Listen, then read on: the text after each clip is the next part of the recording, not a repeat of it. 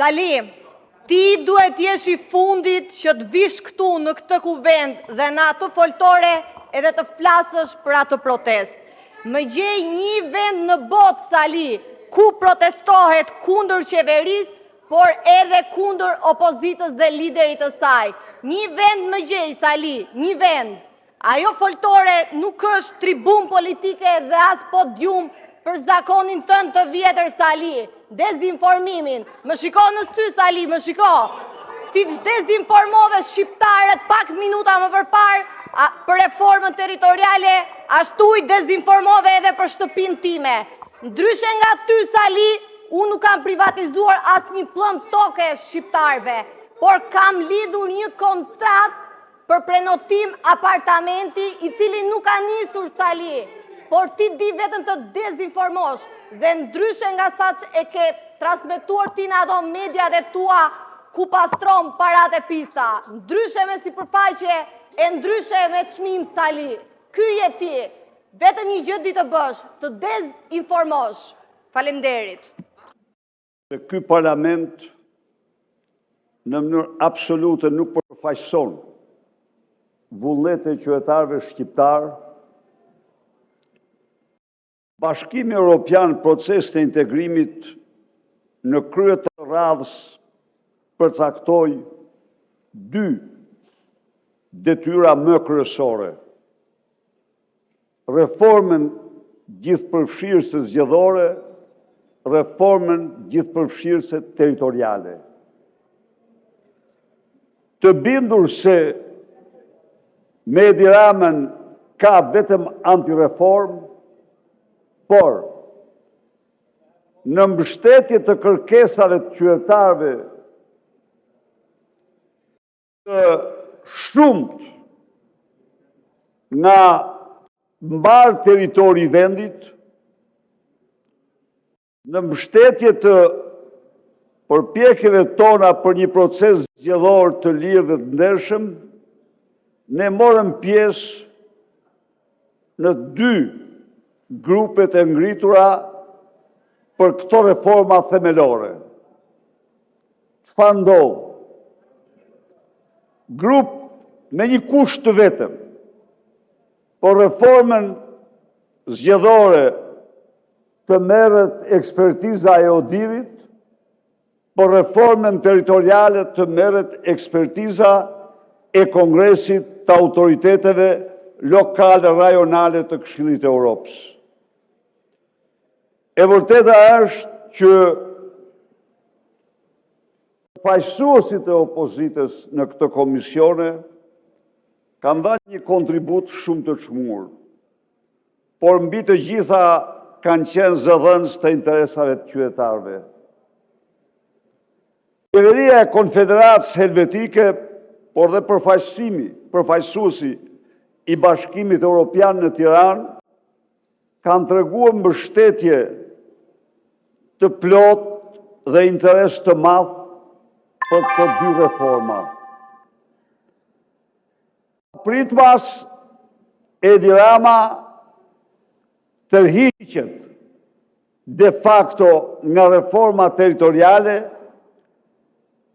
dhe mbyll procesin duke vazhduar projektin e tij të shpopullimit të plot të mëtejshëm të Shqipërisë. Përfundoni, ju lutem. 25 bashki nga Konispoli në Krum, në të gjithë territorin e vendit. Dhe kjo përbën një praktik të qartë të shpopullimi. Ndaj edhe unë jam sot këtu për t'ju drejtuar qytetarëve shqiptar, ngriur në këmbë, për të mbrojtur interesat jetike të komuniteteve tuaja. Një protest qytetare e pa shembull në 30 vite mlidhet çdo natë në rrugë dhe sheshtë e Tiranës. Bashkohuni kësaj proteste për të mbrojtur interesat më jetike të komuniteteve tuaja nga një politik. Faleminderit, zoti Berisha. Përfundoj koha. Çfarë mbylli? Mori edhe 1 minutë më tepër, e mbylli. Bëuni pak më pozitiv.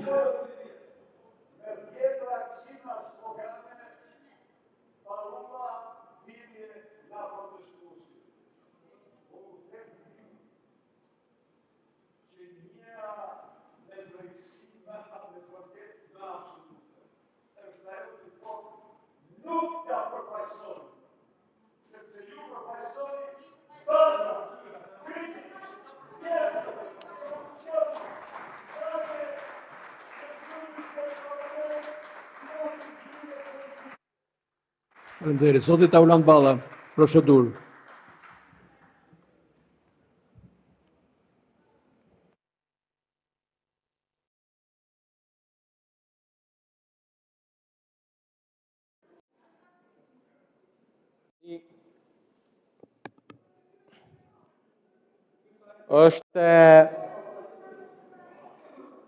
Është e nevojshme të sqarohet opinioni publik mbi një dezinformim tjetër që sapo u krye në këtë sallë lidhur me një reformë të rëndësishme, sikurse është çdo lloj reforme që ka për synim përmirësimin e shërbimeve ndaj qytetarëve. Komisioni i posaçëm i reformës administrative territoriale duhet ta themi ka bërë një punë tepër të lavdrueshme. Dua t'i falenderoj të gjithë anëtarët e komisionit, qofshin ata të grupit parlamentar të Partisë Socialiste apo të Partisë Demokratike. Është punuar për muaj dhe jemi në momentin që në konferencën e kryetarëve, sepse ju e keni parlamentin si shkollë nate, vini kur ju teket, ikni kur ju teket, po këtu ka një proces. Në konferencën e kryetarëve kemi pasur një diskutim të qëndësishëm javën e kaluar. Kemi vlerësuar punën e komisionit, punën e bashkëkryetarëve. Nuk pati një kërkesë të dakordsuar nga bashkëkryetarët për zgjatjen e afatit. Nuk erdhi nga komisioni një kërkesë dhe personi që sapo gënjeu këtu duhet ta di që në komisionin tjetër, atë të reformës zgjedhore, zoti Bylykbashi dhe zoti Gjiknuri sollën kërkesën. Komisionit nuk solli një kërkesë, edhe të njëanshme nga ju. E përpasoj, jemi në kushtet që komisioni e ka mbaruar aktivitetin. Por kjo nuk do të thotë që ne nuk parashikuam një instrument që të vihet në seancë plenare dhe të sillen raportet. Bujrum, sillni ju raportin tuaj, zoti Mazniku dhe deputetët e Partisë Socialiste të sillin raportin e tyre, dhe gjithë e dim që nuk ka në datë 23 nuk do të ketë një votim, sepse nuk mund të ketë një votim, do të ketë e para një raportim, mbi bazën e atij raportit, pastaj ka një proces i cili i përfshin komunitetet, dhe këtu duhet i sqaroj gjithë ato komunitete që kanë lexuar lajmet rreme. U tha këtu Kruma, Bashkia Has pra, jo Kruma. Bashkia Has nuk preket, sepse gjithë e dim është një zonë me një tradit, edhe Mirdita e madhe u preka, Mirdita e madhe nga thashe themet që pas ngrën dhe goni thashe themet. Tani, një sekund, po s'kam si e para është që duhet mësosh. E para është që ka një proces. Procesi fillon me raportin. Raporti i kësaj... Përfundoni, ju lutem. Ta mbaroj 10 sekonda, ju lutem, zoti kryetar, se është një çështje me rëndësi.